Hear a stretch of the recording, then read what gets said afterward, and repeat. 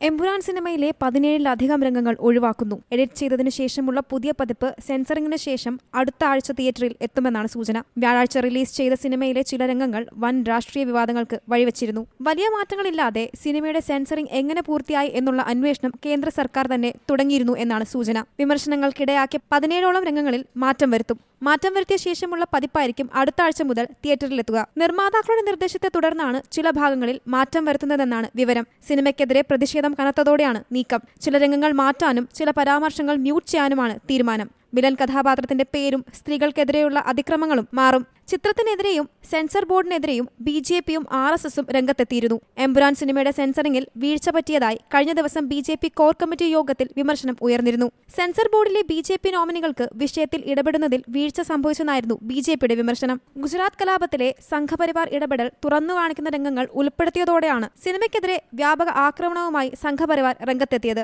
RSS എമ്പുരാനെതിരെ ശക്തമായ രംഗത്തെത്തിയിരുന്നു. 3 മണിക്കൂറിൽ കൂടുതലുള്ള സിനിമയിൽ 17-ലധികം രംഗങ്ങൾ ഒഴിവാക്കുമ്പോൾ എങ്ങനെ അത് ആസ്വാദനത്തെ സ്വാധീനിക്കുമെന്നും ഒഴിവാക്കി കഴിയുമ്പോഴുള്ള സിനിമയുടെ ദൈർഘ്യം എന്താണെന്നും കാത്തിരുന്ന് കാണേണ്ടി വരും. എന്തായാലും വിവാദങ്ങളും വിമർശനങ്ങളും എല്ലാം കണക്കിലെടുത്തുകൊണ്ട് സിനിമയുടെ അണിയറ പ്രവർത്തകർ തന്നെ അത് മാറ്റാൻ നിർബന്ധിതരാവുകയായിരുന്നു. News desk Zee Malayalam news.